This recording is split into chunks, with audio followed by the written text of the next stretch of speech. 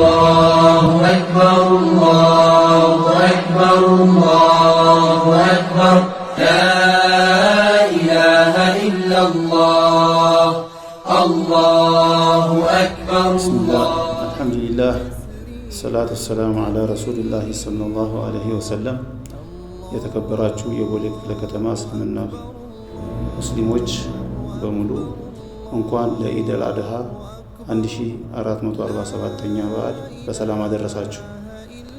ይህ በዓል ለነቢዩላህ ኢብራሂም አለይሂ ሰላም ልጃቸውን ለማረድ መስዋዕት ለማድረግ ቃል ገብተው አላሁ ሱብሓነሁ ወተዓላ ቃላቸውን መሙላታቸውን በመገንዘብ በአረፋት ተራራ ላይ በበግ መስዋዕትነት የቀየረላቸው ሙስሊሞች በየዓመቱ የሚዘክሩት ትልቅ በዓል ነው።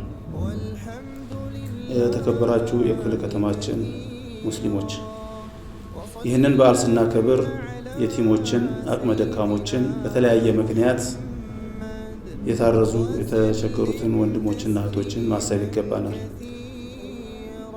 ሁላችንም በዓሉን ባለን አቅም ከነዚህ አካላት ጋር ተቋድሰን እንድናሳልፈው ይገባናል።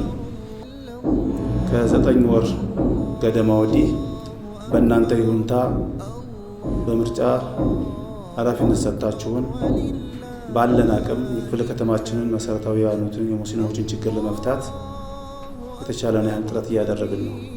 ሁሉንም ነገሮች በአንድ ጊዜ ይሟላሉ ይሳካሉ ብለን ባንልም፣ ነገር ግን ጥሩ ጅማሬዎች አሉ። እነዚህን ለማሳካትና ኃላፊነታችን ለመወጣት ጥረት እያደረግን እንገኛለን። ይህ ጥረት ሊሳካና ሁላችንም የተጠማነውን ልማት ለማግኘት እያንዳንዱ ሙስሊም እኔ ምን ሰርቻለሁ፣ ለዲኔ ምን ማበርከት አለብኝ የሚለው እውቀት ያለው በእውቀቱ፣ ገንዘብ ያለው በገንዘቡ፣ እንዲሁም ሁሉም ማህበረሰባችን ተረባርቦ ከዚህ በፊት ያሳለፍነውን በቁጭት ዲናችንን ከፍ ለማድረግ በጋራ ተባብረን እንድንሰራ አደራዬን አስተላልፋለሁ።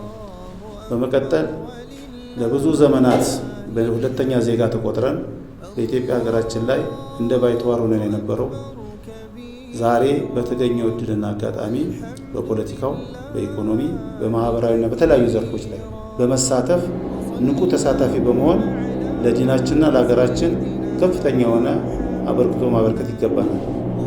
ምክንያቱም ከዚህ በፊት እንደሚታወቀው የተለያዩ ተጽዕኖዎች በማሳደር የእምነት ቦታዎች፣ የመቃብር ቦታ እንዲሁም በየትኛውም የመስሪያ ቦታና የትምህርት ቤት ላይ ሃይማኖታዊ ተጽዕኖ እየተደረገብን ቆይተናል።